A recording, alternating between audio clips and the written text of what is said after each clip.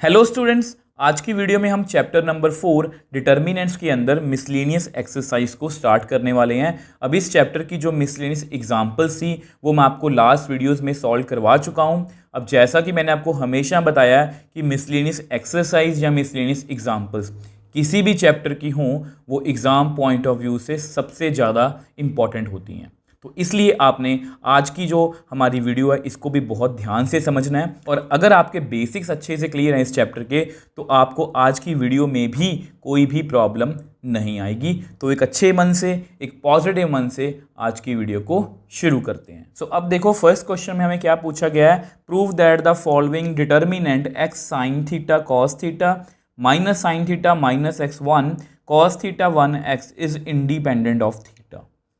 तो मतलब जस्ट हमें बेसिकली इस डिटर्मिनेंट की वैल्यू को कैलकुलेट करना है और वो क्या आना चाहिए, इंडिपेंडेंट ऑफ थीटा। अब इंडिपेंडेंट क्या होता है, अगर आप इसको ध्यान से पढ़ोगे, इंडिपेंडेंट ऑफ थीटा का मतलब ये है कि जो आंसर है उसमें थीटा नहीं होना चाहिए। ठीक है, तो सिंपली हमें डिटर्मिनेंट को सॉल्व ही करना है। तो सबसे पहले अपने डिटर्मिनेंट को लिखते हैं x sign theta cos theta minus sine theta minus x one cos theta one और एक्स। ठीक है, अब देखो कुछ बच्चों के मन में ये आ सकता है कि क्या सर हम यहाँ पर प्रॉपर्टीज़ लगा सकते हैं। यस, आप बिल्कुल लगा सकते हो, बट मुझे ऐसा लगता है कि इसमें प्रॉपर्टी लगाने की कोई ज़रूरत नहीं है, क्योंकि टर्म्स जो हैं वो सिंपल ही हैं। साइन और कॉस में फंक्शन है या एक्स वगैरह है, तो यहाँ पर कुछ ना कुछ ट्रिग्नोमेट्री का फॉर्मूला लगेगा और हमारा जो डिटर्मिनेंट है वो बहुत ईजिली सॉल्व हो जाएगा। तो मैं इसको डायरेक्टली एक्सपैंड करने वाला हूँ बाय एक्सपैंडिंग। आपको पता है हम किसी भी रो या किसी भी कॉलम से इसको एक्सपैंड कर सकते हैं, तो मैं इसको रो वन से ही एक्सपैंड करूंगा, तो बाय एक्सपैंडिंग थ्रू रो वन। अब आपको पता है इसकी वैल्यू कितनी आएगी, एक्स। ठीक है, अब हम क्या करेंगे, एक्स वाली रो और एक्स वाली कॉलम को छोड़ देंगे, तो हमारे पास कितना बचेगा, minus x one one x.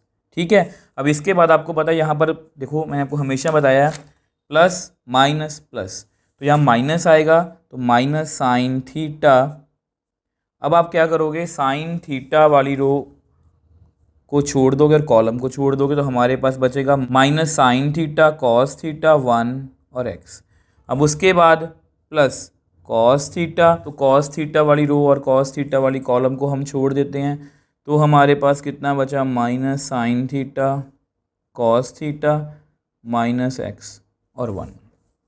ठीक है, तो अब हमें क्या करना है आपको पता ही है, left top left top left top minus जो बाकी रह गया।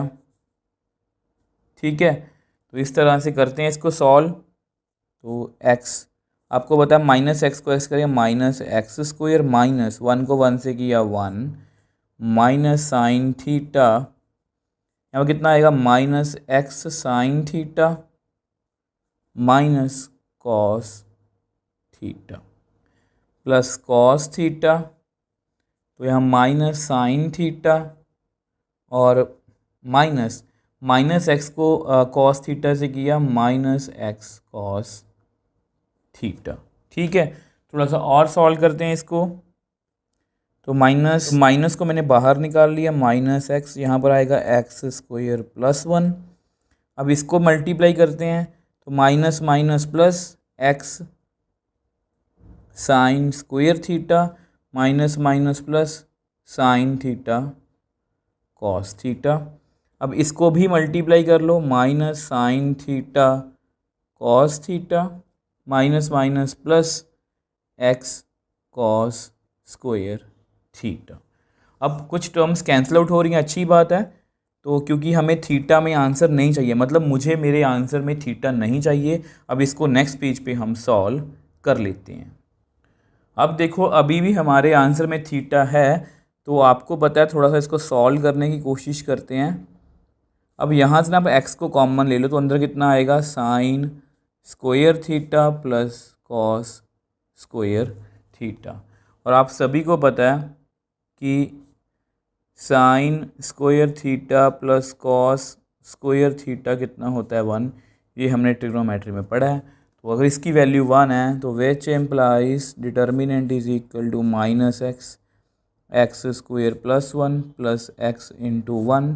दैट मीन्स अगर इसको मैं ब्रैकेट खोल दूँ minus x cube minus x, इस माइनस एक्स को मैंने अंदर मल्टीप्लाई कर दिया प्लस एक्स। अब ये भी आपस में कैंसिल आउट हो गया, तो मेरे पास क्या बच गया, माइनस का एक्स क्यूब। तो इसकी वैल्यू कितनी आ गई, माइनस एक्स क्यूब विच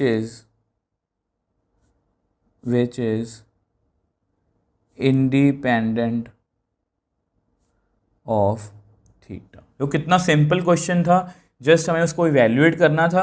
मैंने इसको डिटर्मिनेंट उसको एक्सपैंड किया, तो हमारे पास वहाँ से कुछ जो टर्म्स हैं वो थीटा की कैंसिल आउट हो गई, यहाँ पर ये फॉर्मूला लग गया और अल्टीमेटली हमारे पास सिर्फ एक्स में आंसर आया which is independent of theta.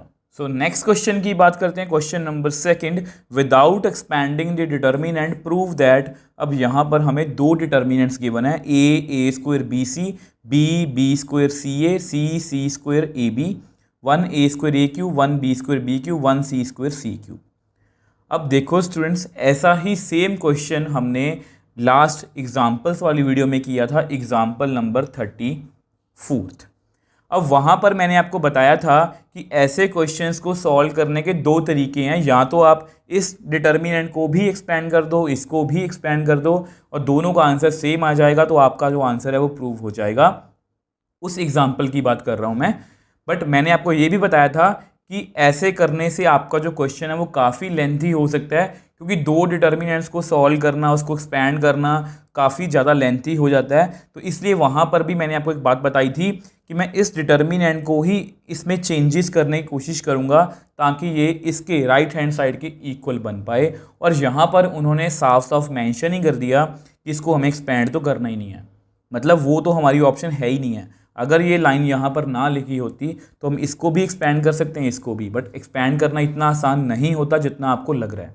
ठीक है, तो यहाँ पर उन्होंने मेंशन किया कि इसको एक्सपैंड नहीं करना, मतलब इसमें इसको हमें डिटर्मिनेंट्स के अंदर ही प्रॉपर्टीज़ की हेल्प से कोई ना कोई चेंज ला के इसके इक्वल या इसको इसके इक्वल हमें करना पड़ेगा।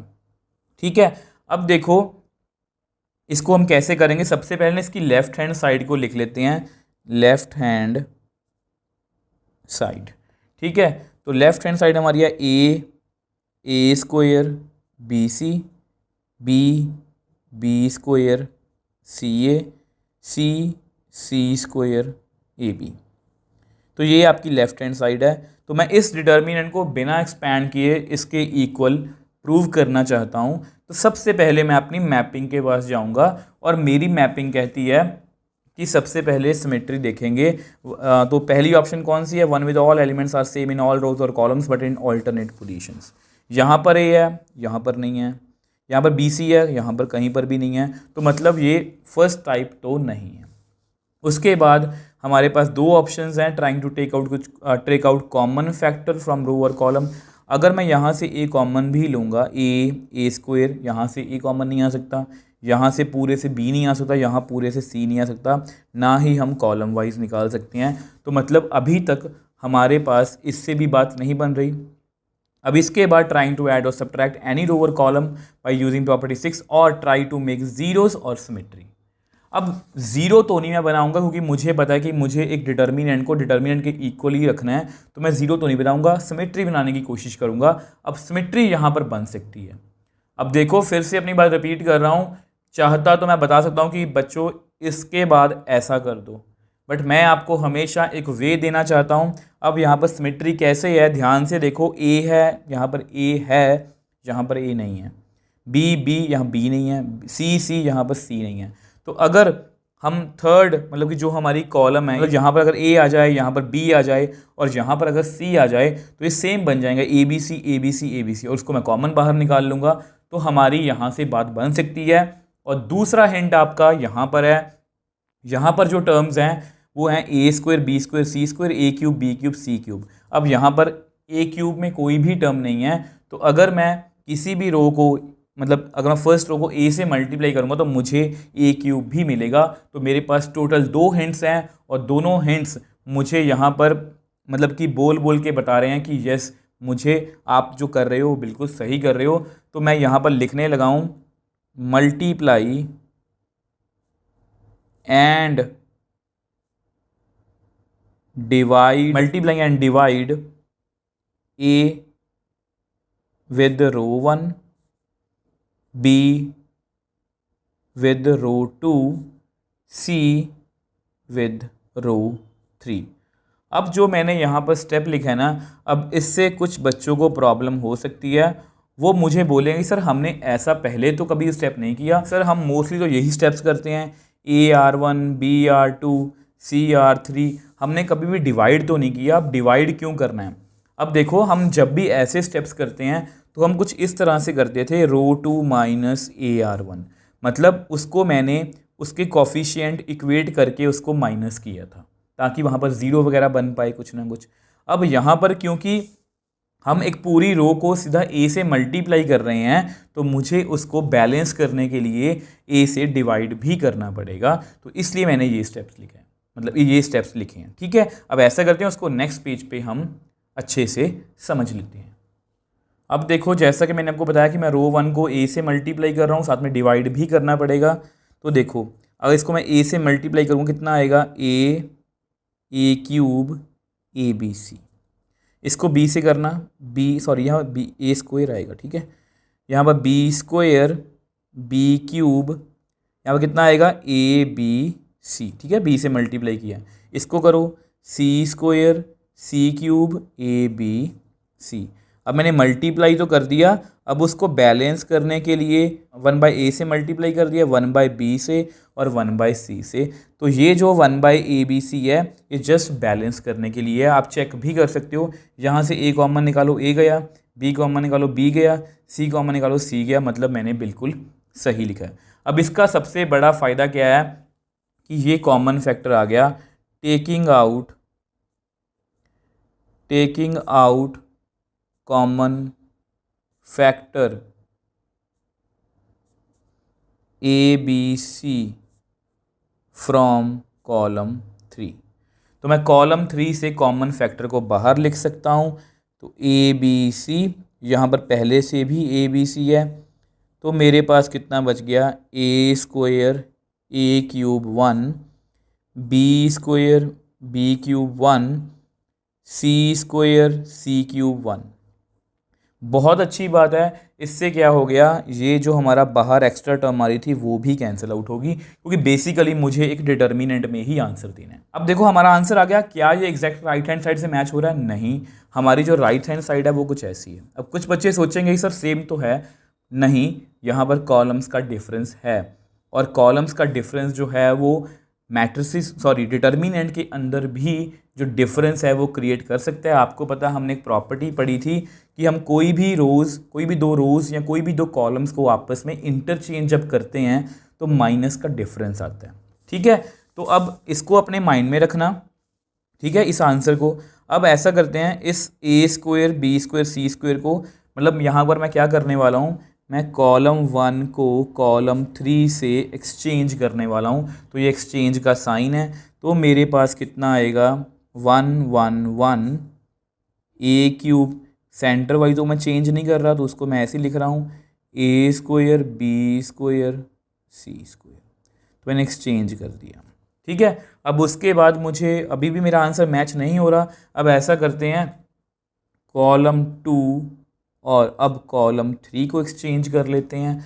तो हमारे पास कितना आएगा, कॉलम 1 को वैसे ही लिखो, कॉलम 2 की जगह पर कॉलम 3 लिख दो, मतलब a square b square c square, a cube b cube c cube. Sorry, यहाँ पर मैंने माइनस डालना भूल गया, अगर मैंने कॉलम्स एक्सचेंज की थी तो यहाँ पर माइनस आएगा। ठीक है, क्योंकि कॉलम्स को जब भी हम एक्सचेंज करते हैं, मैंने यहाँ पर लिखा हुआ है माइनस का डिफरेंस आता है, तो मैंने कॉलम 1 को कॉलम 3 से एक्सचेंज किया तो माइनस आ गया यहाँ पर। ठीक है, अब सेम वे से जब मैंने फिर से मतलब कि कॉलम्स को एक्सचेंज किया तो ये माइनस माइनस क्या बन गया, प्लस। इसी तरह से ये प्रॉपर्टीज़ जो हैं वो काम करती हैं। अब ये क्या है, आपकी राइट हैंड साइड, तो यही तो हमें प्रूव करना था। तो मैंने विदाउट एक्सपैंडिंग इसको प्रूव कर दिया। हैंस वी प्रूव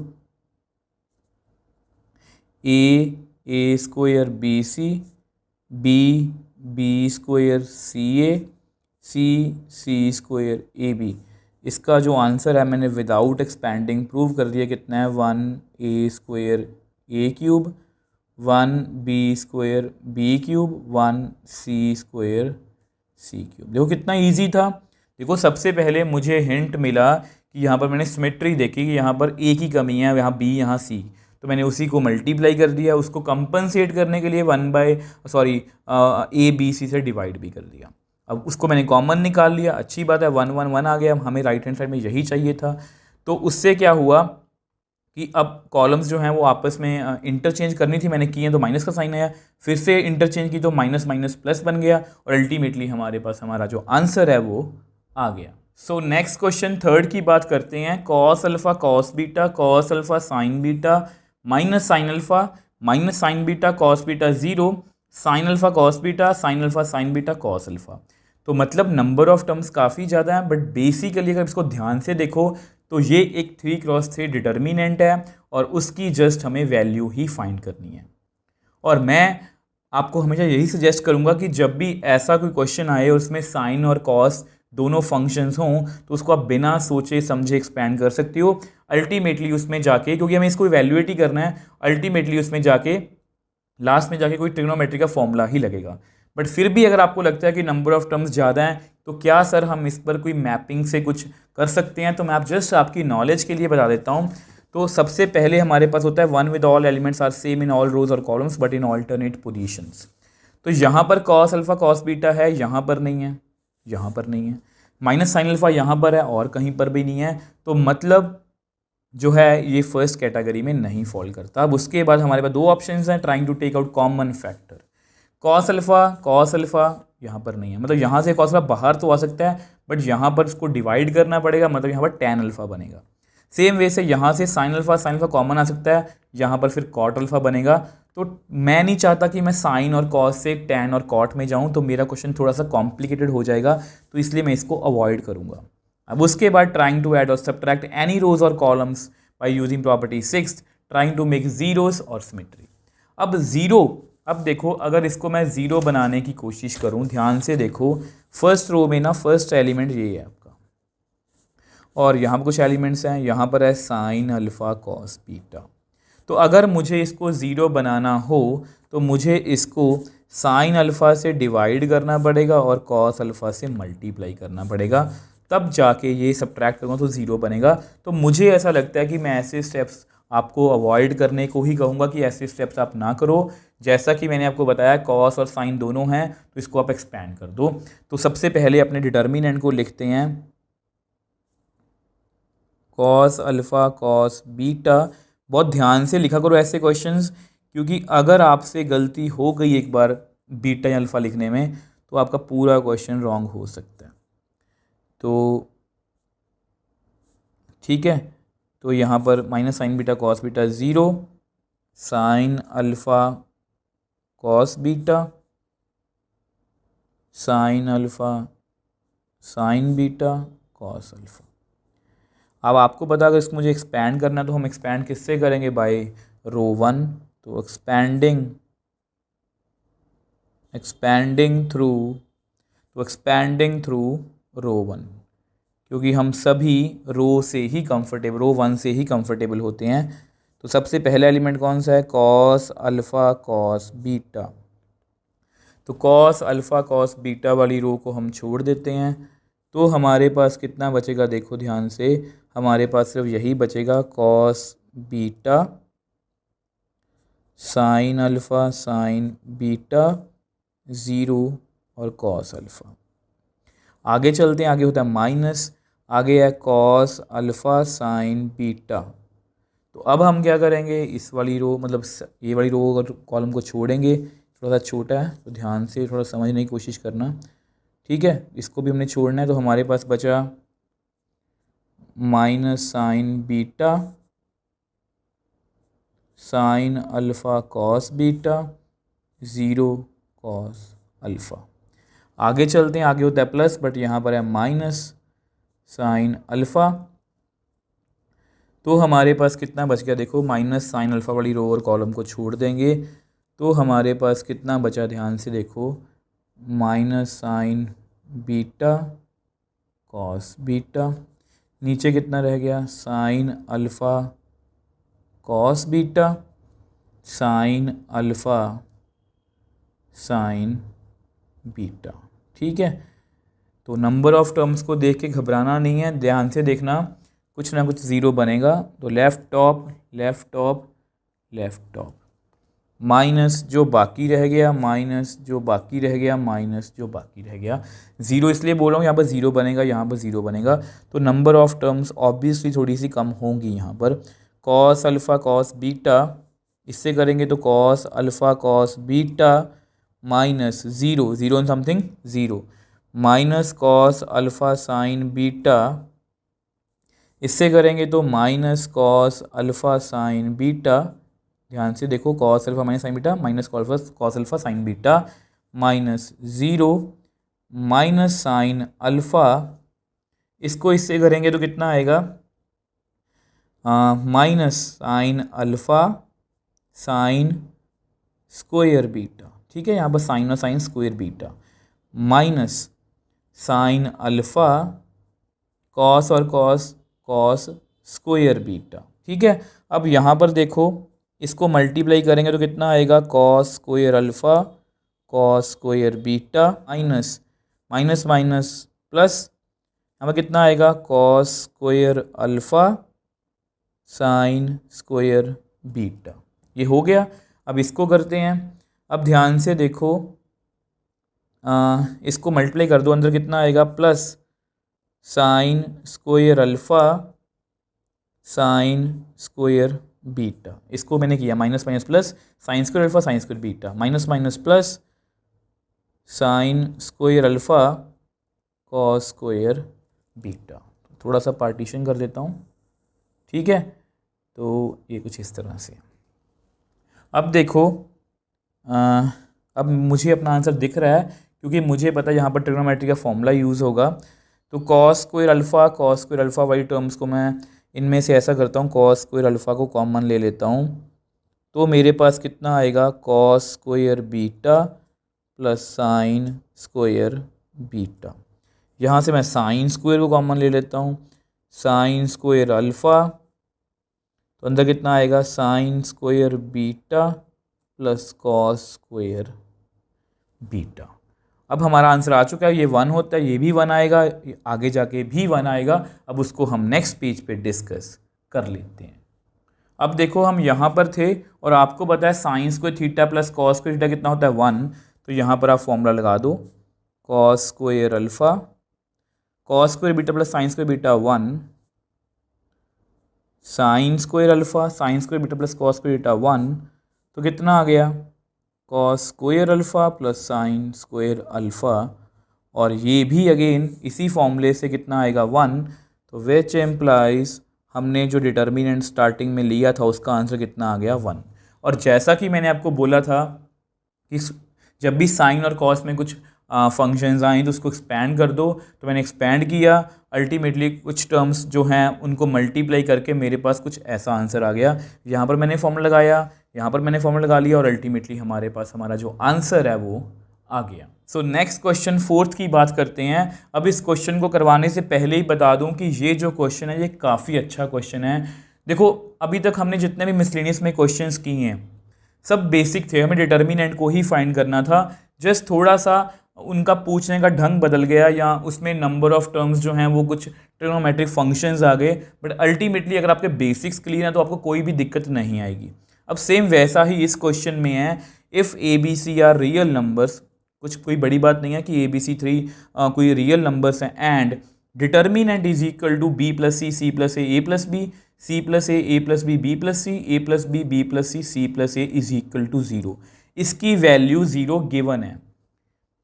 मोस्टली हमें डिटर्मिनेंट की वैल्यूज़ को कैलकुलेट करना होता है, ठीक है, और कुछ एडिशनल इन्फॉर्मेशन गिवन होती है। अब यहाँ पर उल्टा है, यहाँ पर a b c real number है और डिटर्मिनेंट का आंसर 0 है, तो हमें प्रूव करना है कि या तो a plus b plus c 0 होगा और a is equal to b is equal to c होगा। तो इन दोनों मतलब ये हमें प्रूव करना है अगर ये दोनों चीज़ें हमें गिवन हैं तो सबसे पहले ऐसा करते हैं, डिटर्मिनेंट को लिखते हैं let determinant is equal to b plus C plus a. करना वही कुछ है जो डिटर्मिनेंट में हम अभी तक करते आए हैं, बस उनके पूछने का ढंग बदल गया। और जैसा कि मैंने आपको बताया था कि जो भी क्वेश्चन जिसको पूछने का जो ढंग है वो बदल जाता है, वो एग्ज़ाम पॉइंट ऑफ व्यू से ज़्यादा इम्पॉर्टेंट हो जाता है। ठीक है, क्योंकि बेसिकली एग्जामिनर आपको कंफ्यूज ही करना चाहता है। अब ये हमें गिवन है, ठीक है, ये हमें गिवन है, ये हमने खुद से नहीं लिखा। तो अगर हमें ये गिवन है, हमें ऐसी चीज़ें प्रूव करनी है, मतलब ए बी सी के बारे में हमें कुछ बताना है कि वो या तो इक्वल है या उनका सम क्या है 0। तो यानी कि हमें इसको सॉल्व करना पड़ेगा। अब जैसा कि मैंने आपको पिछले 3 क्वेश्चंस में बताया कि उसको मैंने सीधा एक्सपैंड कर दिया। अब इसको अगर आप एक्सपैंड देखो, वहाँ पर ना फंक्शंस थे। जैसे पहले क्वेश्चन में था साइन कॉस, दूसरे में तो चलो हमें डिटर्मिनेंट को एक्सपैंड ही नहीं करना था, तीसरे में भी था कॉस साइन, मतलब काफ़ी बड़ा डिटर्मिनेंट था, इससे काफ़ी बड़ा डिटर्मिनेंट था। बट मैंने आपको बताया कॉस और अल्फा, कॉस और साइन जो होते हैं वो बाद में जाके फॉर्मूलाज में चेंज हो जाते हैं, तो जल्दी सॉल्व हो जाते हैं। बट यहाँ पर ये सभी ए बी सी मतलब नंबर्स हैं, इंग्लिश अल्फ़ाबेट्स हैं, तो इनसे नंबर ऑफ टर्म्स अगर आप अकेले इसकी बात करो 1 2 3 4 और 4 8 8 टू 16, तो पहली टर्म्स में से ही 16 टर्म्स बनेंगी, सेम 16 यहाँ से 16 यहाँ से। तो 16 टर्म्स मतलब इतनी टर्म्स को सॉल्व कर पाना आपके लिए और मेरे लिए मुश्किल है, तो इसलिए इसको हम प्रॉपर्टी से सॉल्व करेंगे। और प्रॉपर्टी से सॉल्व करने के लिए हमारी मैपिंग, और हमारी मैपिंग में सबसे पहले ये वाली कंडीशन है, one with all elements are same in all rows और columns but in alternate positions. तो अगर आप इसको ध्यान से देखो, B plus C B plus C B plus C plus A C plus A C plus A plus B A plus B A plus B, मतलब यहाँ पर सेम एलिमेंट है बट वो डिफरेंट पोजीशंस पर हैं। और हमारी मैपिंग हमें पहले ही कहती है कि या तो कॉलम 1 में सभी कॉलम से ऐड कर दो या रो 1 में सभी रोज ऐड कर दो, जैसा आपको ठीक लगे। सब कुछ ऐसी जो मतलब कि कैटेगरी होती है मैंने पहले ही बता रखा है। तो सबसे पहले बिना सोचे समझे कॉलम 1 पे मैं ऑपरेट करने वाला हूँ, क्योंकि मुझे मेरी मैपिंग ने बता दिया तो मैं कुछ ज़्यादा सोचूंगा नहीं। तो कॉलम 1 में बेसिकली मुझे सभी जो कॉलम्स हैं हमारी उनको ऐड करना है, तो रफ में करेंगे, नहीं तो डिटर्मिनेंट जो है वो बहुत बड़ा हो जाएगा। तो बी प्लस सी, यहाँ पर है सी प्लस ए, यहाँ पर है ए प्लस बी, तो कितना आएगा 2 टाइम्स ए 2 टाइम्स बी 2 टाइम्स सी। तो इसको आप ऐसे लिख सकते हो ए प्लस बी प्लस सी, ठीक है। तो यहाँ पर 2 times a plus b plus सी लिख सकते हो कॉलम 1 में, ठीक। ऐसा करो कॉलम 2 को वैसे ही लिख लो एक बार, कॉलम 3 को भी वैसे ही लिख लो, ठीक है। अब कॉलम 1 में नेक्स्ट एलिमेंट कौन है, सी प्लस ए, यहाँ पर है ए प्लस बी, यहाँ पर है बी प्लस सी। तो सेम वे से 2 times c 2 times b 2 times a, तो यहाँ कितना आएगा a plus b plus c. ये भी कर लेते हैं एक बार, यहाँ पर है ए प्लस बी, फिर बी प्लस सी, फिर सी प्लस सी। तो 2 टाइम ए 2 टाइम बी 2 टाइम सी, 2 को कॉमन ले लो तो देख लो बिल्कुल सेम आ गया। तो यहाँ पर भी 2 times a plus b plus c, यहाँ पर भी 2 टाइम ए प्लस बी प्लस सी। तो यही तो हमें चाहिए था, इज इक्वल टू 0, ठीक है। इज इक्वल टू 0 तो हमें रखना ही पड़ेगा। अब ऐसा करते हैं, इसको हम नेक्स्ट पेज पे सॉल्व कर लेते हैं। अब देखो हम यहाँ पर थे ना, और आपकी मैपिंग में पहले से लिख रखा है कि कॉलम 1 में सभी कॉलम्स को ऐड करने के बाद 10 take out common factor from row और कॉलम, ठीक है। तो इस कॉलम में से हम सभी कॉमन फैक्टर्स को बाहर निकाल सकते हैं। आपको पता है ये आपकी प्रॉपर्टी 4th है, तो मैं यहाँ पर लिख देता हूँ taking out common factor 2 into a plus b plus c from column 1, ठीक है। तो निकाल लेते हैं। तो यहाँ पर कितना आएगा हमारे पास 2 times a plus b plus c 1 c plus A plus b 1 a plus b plus c 1 b plus C plus a is equal to 0, ठीक है। अब इसके बाद भी हमारी मैपिंग में हमें सब कुछ बताया हुआ है कि जब हम ये वाले स्टेप पर पहुंच जाएं, इफ़ एनी रो और column have all the elements are same, जैसे यहाँ पर ये सेम है, then row 2 minus row 1, row 3 minus row 1, तो आप ये कर सकते हो। अब ठीक है, अब ये कॉलम्स में है तो इसलिए मैं क्या करूँगा, इसको रो 1 पर ऑपरेट करूँगा, row 2 minus row 1, row 3 minus row 1 and expand. ठीक है, तो करते हैं जो यहाँ पर मैं पहले से लिख देता हूँ, रो 2 माइनस रो 1 एंड रो 3 पर भी ऑपरेट कर देते हैं, रो 3 माइनस रो 1। और मैंने आपको हमेशा बताया है कि जब भी आप ऐसे दो स्टेप्स इकट्ठे करो, ध्यान से रखना कि मैं दोनों रोज़ में से सेम रो को माइनस कर रहा हूँ। आप ऐसा नहीं कर सकते कि रो 2 माइनस रो 3, रो 3 माइनस रो 1, ऐसा कुछ मतलब ऐसा स्टेप आपने नहीं करना, क्योंकि जब तक रो 2 को आप यहाँ से सब्ट्रैक्ट करोगे तब तक वो यहाँ पर चेंज हो चुकी होगी। तो इसलिए दोनों रोज़ में से आपको रो 1 को या सेम रो को ही सब्ट्रैक्ट करना है। तो करते हैं, तो 2 times a plus b plus सी। ठीक है, तो रो 1 में तो कोई चेंज नहीं है तो मैं उसको ऐसे ही लिख देता हूँ। अब देखो मुझे क्या करना है, अब मुझे करना है रो 2 माइनस रो 1। रो 2 में है 1, रो 1 में 1, तो 0, यहाँ पर 0, यहाँ पर a प्लस बी है, वहाँ पर c प्लस a है, तो कितना आएगा a plus b minus c minus a, तो कितना आएगा b माइनस c। ठीक है, तो यहाँ पर है b प्लस c, यहाँ पर है a प्लस b, तो कितना आएगा b plus c minus a minus b, कितना आ गया c minus a। Same way से रो 3 माइनस रो 1, तो पहले 1 है, वहाँ पर भी 1 है, तो 0 ही आएगा। यहाँ पर b प्लस सी है, वहाँ पर c प्लस a है, तो इसको भी कर दो b plus c minus c minus a, तो b माइनस a। ठीक है, अब यहाँ पर c प्लस a है, वहाँ पर a प्लस b है, कितना आएगा c plus a minus a minus b, तो c माइनस b। ठीक है जी। अब देखो एक ही कॉलम में 2 0 बन चुके हैं, तो इसको हम एक्सपैंड कर सकते हैं। ठीक, क्योंकि मैंने आपको हमेशा बताया कि इसमें कोई भी हार्ड एंड फास्ट रूल नहीं होता, तो मैं इसको एक्सपैंड करने वाला हूँ। एक्सपैंड, सॉरी यहाँ पर 0 लिखना भूल गया मैं, इज इक्वल टू 0, तो यहाँ पर लिख देता हूँ एक्सपैंडिंग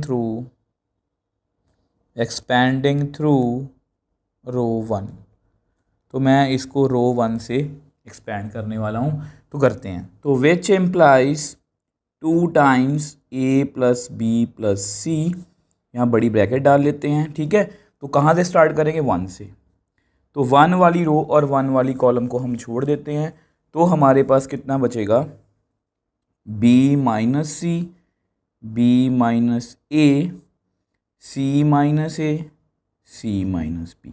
ठीक है, सिर्फ यही बड़ी टर्म है, बाकी सभी टर्म्स जो हैं वो 0 ही हो जाएंगी। ठीक है, तो प्लस सॉरी आगे माइनस होता है, तो माइनस c प्लस ए, तो c प्लस ए वाली रो और कॉलम को छोड़ देते हैं, तो हमारे पास कितना बचेगा, 0 0, c माइनस ए, c माइनस बी, प्लस आगे कितना है a प्लस बी, तो a प्लस बी वाली रो और कॉलम को छोड़ देते हैं, तो हमारे पास कितना बचेगा, 0 0, b minus c, b minus a, bracket closed, is equal to 0। ठीक है, अब आपको बता, अब हमें क्या करना है, इसको कैलकुलेट करने के लिए left top left top left top. ठीक है, माइनस जो बाकी रह गया, माइनस जो बाकी रह गया, माइनस जो बाकी रह गया, तो सॉल्व करते हैं। तो which implies 2 times a plus b plus c bracket 1। ठीक है, तो मुझे b माइनस सी को मल्टीप्लाई करना है c माइनस बी से, माइनस मुझे b माइनस ए को मल्टीप्लाई करना है c माइनस ए से, ब्रैकेट क्लोज्ड।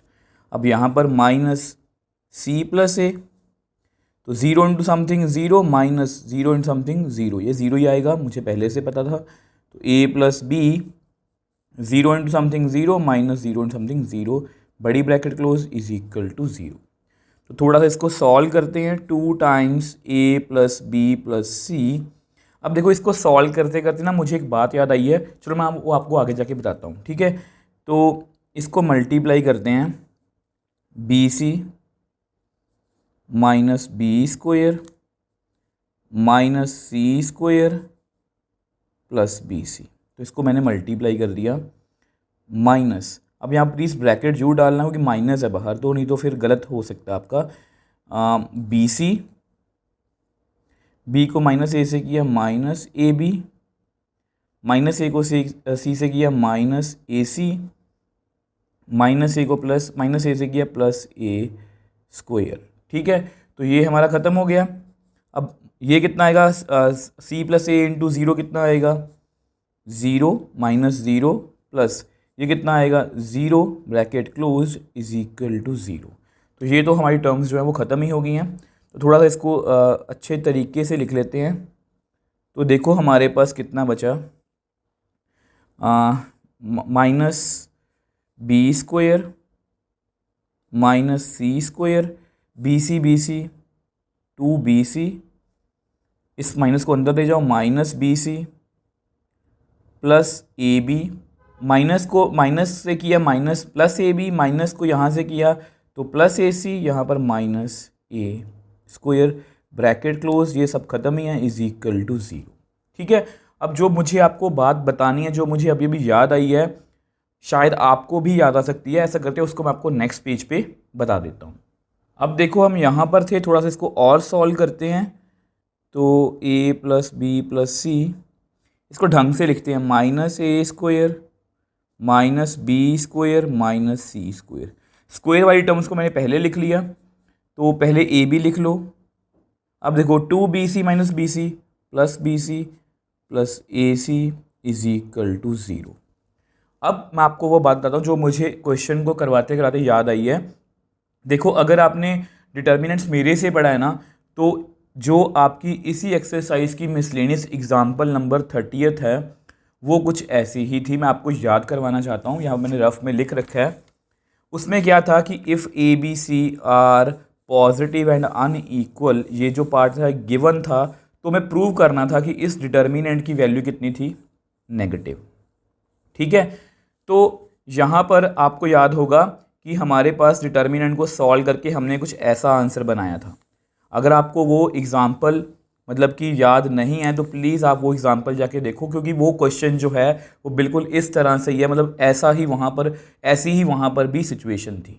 और वहाँ पर मैंने आपको एक्सप्लेन भी किया था कि इससे हम यहाँ तक कैसे पहुँच सकते हैं। ध्यान से देखो, यहाँ पर मतलब कि a प्लस बी प्लस सी है, देखो वहाँ पर हम बाद में हमने कैसे बोला था कि इसका आंसर नेगेटिव है। देखो a plus B a b c positive है, तो ये पॉजिटिव ही आएगा हमेशा।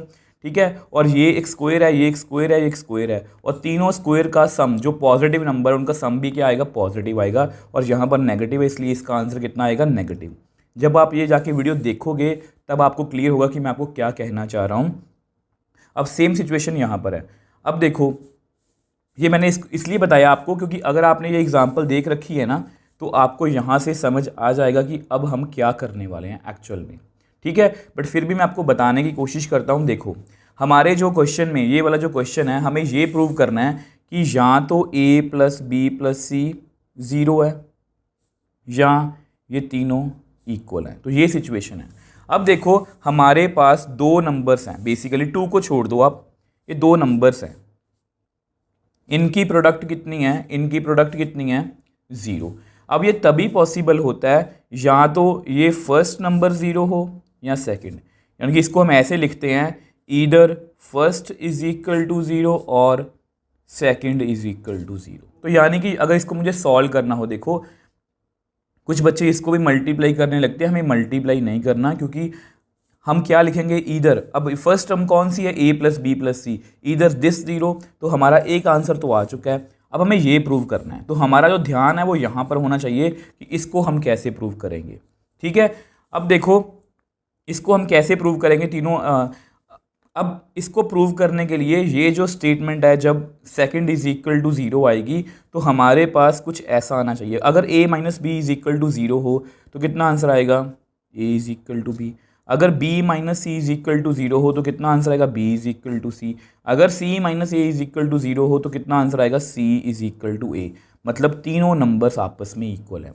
तो मुझे कुछ ऐसा पैटर्न बनाना है यहाँ पर ताकि मतलब मुझे ऐसे पैटर्न्स में यहाँ पर वैल्यूज़ चाहिए।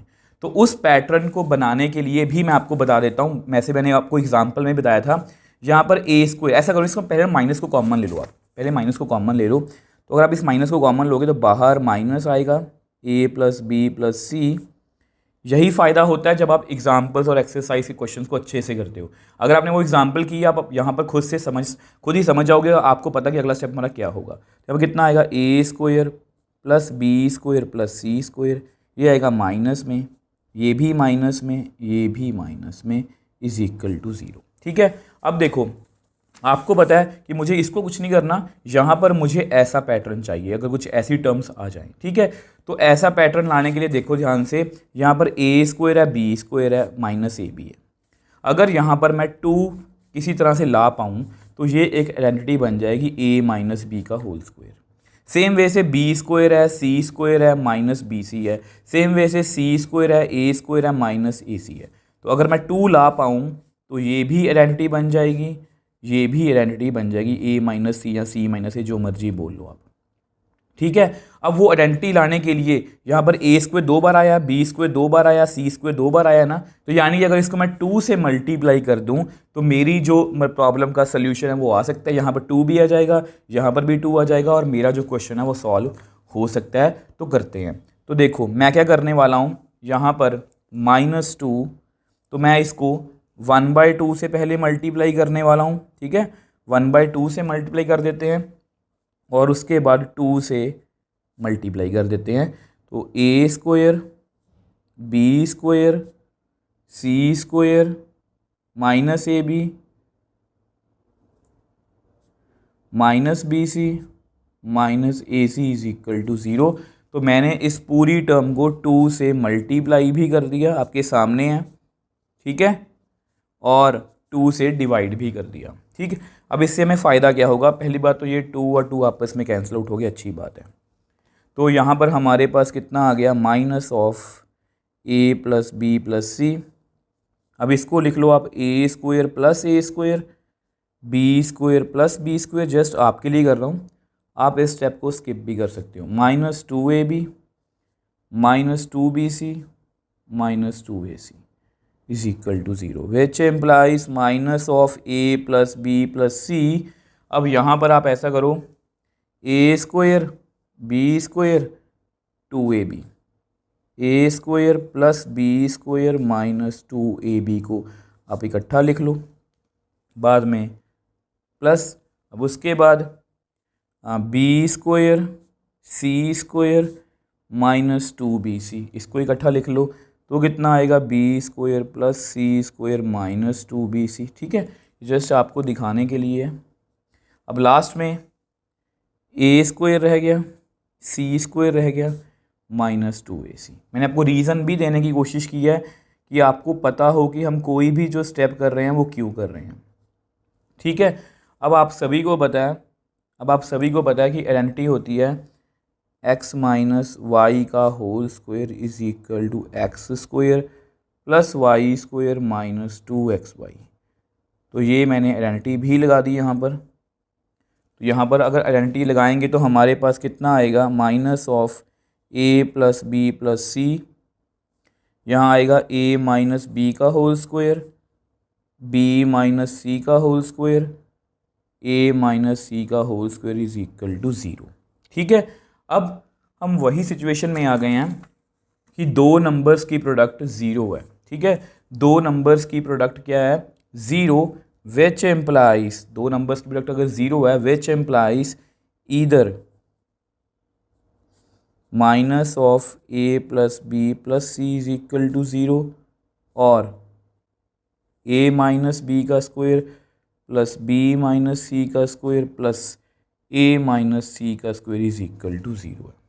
ठीक है, तो हम इस सिचुएशन में पहुंच गए। अभी भी हमारा जो आंसर है वो नहीं आया, उसको मैं आपको नेक्स्ट पेज पे एक्सप्लेन कर देता हूं, या मेंशन भी कर देता हूं कि if x into y is equal to 0 then either x 0, और ये हम क्वाड्रेटिक में हमेशा करते हैं, तो ऐसी कोई नई बात नहीं है कि मैं आपको नई बात बता रहा हूँ, ये सब कुछ हमें पहले से पता है।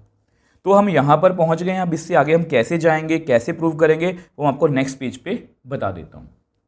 अब देखो हम यहाँ पर थे ना, तो इधर इसको तो माइनस को तो हम एडजस्ट कर सकते हैं, तो which implies either a plus b plus c is equal to 0।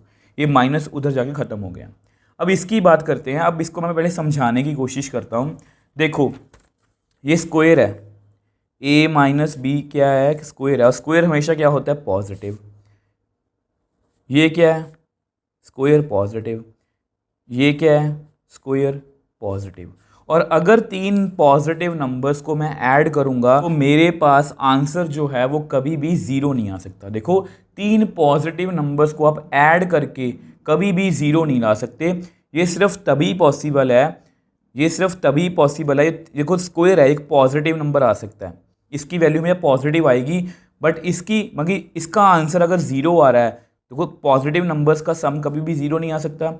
और अगर ये 0 आ रहा है, अगर ये 0 आ रहा है तो तभी पॉसिबल है जब पहला नंबर भी 0 होगा, सेकंड नंबर भी 0 होगा, थर्ड नंबर भी 0 होगा, और अगर तीनों को हम ऐड करेंगे तो हमारे पास कितना आएगा, 0। और यहाँ से मेरी वैल्यू निकल सकती है कि a is equal to b, b minus c, b is equal to c, a is equal to c. तो जो मैंने आपको रफ में समझाया, मैंने आपको लिख दिया कि ये भी पॉजिटिव है, ये भी पॉजिटिव है, ये भी पॉजिटिव है, और if we add 3 positive numbers then they can't be equal to 0। It is only possible when जो तीनों जो नंबर हैं वो क्या होंगे, 0। ये जस्ट आपके नोट के लिए है, आपको एग्जाम्स में इसको एक्सप्लेन करने की जरूरत नहीं है, ठीक है। अब आपको पता है, यहाँ पर आप लिख ही लो, either a plus b plus c is equal to 0। तो ये तो हमें प्रूव ही करना है, और ये 0 है ना, a माइनस बी का square is equal to 0, b minus c का square is equal to 0, a minus c का स्क्वायर इज इक्वल टू 0। तो विच एम्प्लाइज, फिर से वही रेपिटेशन ही है, तो a plus b plus c is equal to 0, और इसका मतलब a minus b is equal to 0, square को कैंसिल कर दिया मैंने, b minus c is equal to 0, a minus c is equal to 0, which implies either a plus b plus c is equal to 0 और a is equal to b, b is equal to c, c is equal to a। और आपको पता है कि अगर a is equal to b है, b c के equal है, c a के इक्वल है, which implies either a plus b plus c is equal to 0 और a is equal to b is equal to c. तो जो हमें question में बोला गया था वो हमने प्रूव कर दिया, ठीक है जी। अब देखो स्टूडेंट्स, मैंने आपको क्रैमिंग करवाने की कोशिश नहीं की है इस क्वेश्चन में, मैंने आपको हर एक स्टेप की एक्सप्लेनेशन देने की कोशिश की है कि जो भी हम कर रहे हैं वो क्यों कर रहे हैं, ठीक है। अब क्वेश्चन थोड़ा सा लेंथी था तो जल्दी से इसको एक बार रिकॉल कर लेते हैं। अब देखो यहाँ से हमारा क्वेश्चन स्टार्ट था, डिटर्मिनेंट की वैल्यू कितनी थी, 0, तो मैंने उसको 0 लिख लिया। और यहाँ पर हमारी मैपिंग ने हमें बताया कि सभी एलिमेंट्स जो b प्लस सी यहाँ पर सभी जगह पर है, मतलब फर्स्ट कैटेगरी में, तो मैंने इस कॉलम 1 में सभी कॉलम्स को ऐड कर लिया। अब ऐड करने के बाद यहाँ सेम नंबर बन गया, उसको मैंने बाहर निकाल लिया, यहाँ पर 1 1 1। और उसके बाद भी हमारा एक स्टेप होता है जो मैपिंग में पहले से लिखा हुआ है, R2 माइनस R1 रो 3 माइनस रो 1। जब भी कभी भी एक कॉलम में या एक रो में मतलब कि सेम एलिमेंट्स हों तो आप ये वाला स्टेप लगा सकते हो। कॉलम में सेम है तो रो वाला, रो में सेम है तो कॉलम वाला, ठीक है। और एक्सपैंड कर दिया और हमारे पास कुछ ये आंसर आ गया।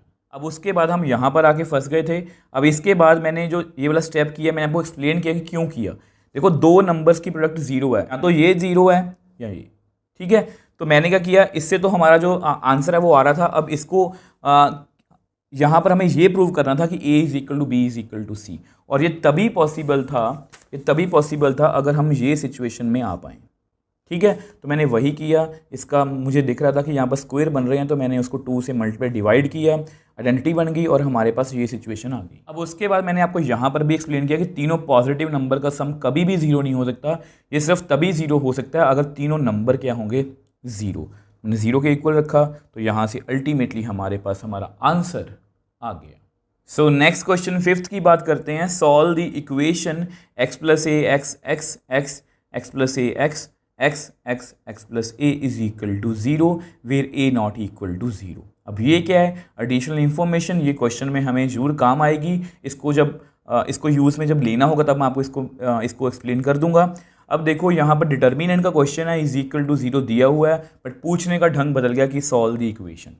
अब जैसा कि मैंने आपको बताया कि पूछने का ढंग बदल गया, बट करने का जो तरीका है वो सेम ही रहेगा। डिटर्मिनेंट है, इज इक्वल टू 0 है, हमें जस्ट डिटर्मिनेंट को सॉल्व करना है। तो सबसे पहले इस इक्वेशन को लिख लेते हैं, x plus a x x x x plus a x x x x plus a is equal to 0। ठीक है, अब फिर से वही बात, डिटर्मिनेंट को हमें एक्सपैंड करना है। आप चाहो जब मर्जी एक्सपैंड कर सकते हो, बट अगर आपको लगता है कि कुछ नंबर ऑफ टर्म्स ज़्यादा हैं तो आप वहाँ पर प्रॉपर्टीज़ भी लगा सकते हो। और प्रॉपर्टीज़ में हमें कौन हेल्प करेगा, हमारी मैपिंग। और हमारी मैपिंग में सबसे पहले हम ये देखेंगे, one with all elements are same in all rows और columns but in alternate positions. तो ध्यान से देखो, x plus a x plus a x plus a x x x x x x, मतलब ये फर्स्ट कैटेगरी में fall कर रहा है। तो यहाँ पर सारे स्टेप्स मैंने पहले से लिख रखे हैं। पहले सभी को कॉलम्स में या रो वाइज ऐड करेंगे, कॉमन लेंगे, रो 2 माइनस रो 1 या कॉलम 2 माइनस कॉलम 1, जो भी आपको अच्छा लगे।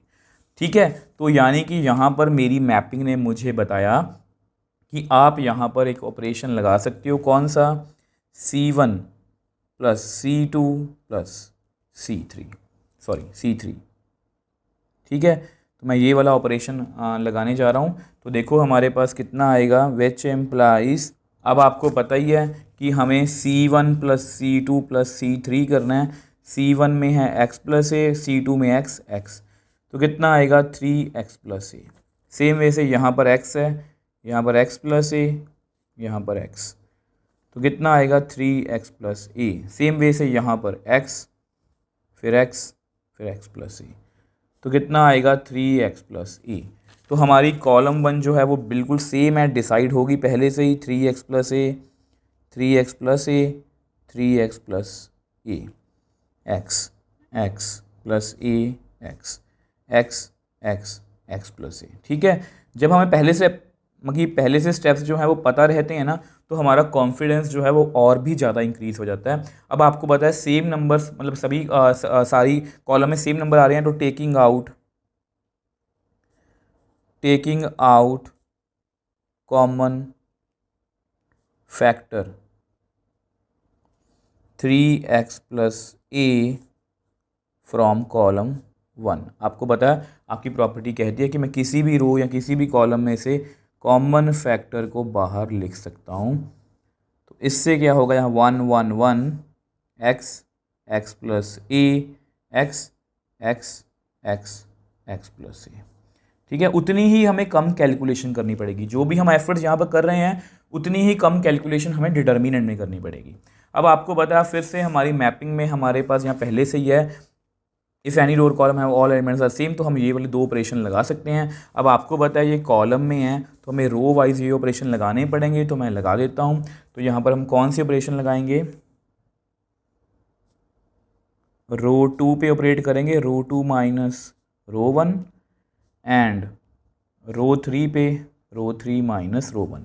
ध्यान से देखना, मैं हमेशा रोज़ में से सेम रो को माइनस करता हूँ। ये छोटी छोटी बातें होती हैं जो मैं आपको एक्सरसाइज में हमेशा बताता हूँ, और यही छोटी छोटी बातें आपके स्कोर डिसाइड करती हैं कि आपने जितनी अच्छे से सुनी है उतने ही चांसेस हैं कि आपसे गलती वो नहीं होगी।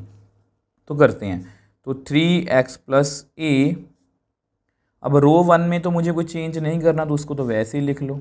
ठीक है, रो 2 में मुझे चेंज करना है, रो 2 माइनस रो 1। रो 2 में 1 है, रो 1 में 1 है, तो कितना आएगा 0। रो 2 में x प्लस ए है, वहाँ पर x है, तो कितना आएगा a। ठीक है, यहाँ पर x है, वहाँ पर भी x है, 0। तो ये तो अच्छी बात है, हमारे पास एक बोनस 0 आ गई। यहाँ पर हम 0 बनाना चाह रहे थे, यहाँ पर भी आ गई। सेम वे से रो 3 माइनस रो 1, रो 3 में 1 है, रो 1 में 1 है, तो 0 आएगा। यहाँ पर x है, रो 1 में भी x है, तो 0 आएगा। यहाँ पर x प्लस ए है, वहाँ पर x है, तो a आएगा। तो हमारा जो डिटर्मिनेंट है वो काफ़ी सॉर्ट आउट हो चुका है। तो अब इसको हम बिना सोचे समझे एक्सपैंड कर देते हैं। इसमें कोई भी हार्ड एंड फास्ट रूल नहीं है। एक्सपैंडिंग थ्रू रो 1। ठीक है, तो रो 1 से इसको एक्सपैंड करते हैं। तो यहाँ पर हमारे पास है 3x प्लस ए इसको बाहर लिख लो, यहाँ पर ब्रैकेट। अब 1 वाली रो और 1 वाली कॉलम को हम छोड़ देते हैं, तो हमारे पास कितना आएगा, A0 0 A, यहाँ माइनस, तो वहाँ पर x है, तो x वाली रो और x वाली कॉलम को आप छोड़ दो, तो हमारे पास कितना आएगा 0 0 0 A। इतने ज़ीरो देख के मुझे बहुत अच्छा लग रहा है, क्योंकि हमारा जो डिटर्मिनेंट है उसकी कैलकुलेशन जो है बहुत कम होने वाली है। तो x वाली रो और x वाली कॉलम को छोड़ दो, तो 0 0 A 0 bracket closed is equal to 0। ठीक है, तो अब आपको पता ही है, left top left top left top, minus जो बाकी रह गया, माइनस जो बाकी रह गया, माइनस जो बाकी रह गया। अब ऐसा करते हैं, इसको हम नेक्स्ट पेज पे डिस्कस कर लेते हैं। अब देखो, इसको आगे हम सॉल्व करते हैं, तो हमारे पास है 3x प्लस a। ठीक है, 1 a को a से किया a स्क्वायर, 0 को 0 से किया 0 माइनस x, 0 को a से किया 0 माइनस 0 को 0 से किया 0 प्लस x, 0 को 0 से किया 0, 0 को a से किया 0 is equal to 0, which implies 3x plus a 1, यहाँ पर a स्क्वायर रह गया, minus x into 0 0, x into 0 0 is equal to 0, तो which implies 3x plus a, यहाँ पर a square is equal to 0। अब जो लास्ट क्वेश्चन में सिचुएशन थी, सेम वही सिचुएशन है, दो नंबर्स की प्रोडक्ट क्या है 0, it means either 3x plus a is equal to 0 और a square is equal to 0। ठीक है, बट आपको पता है, but a not equal to 0 given, ये हमें स्टार्टिंग में गिवन था, जो मैंने आपको बताया था।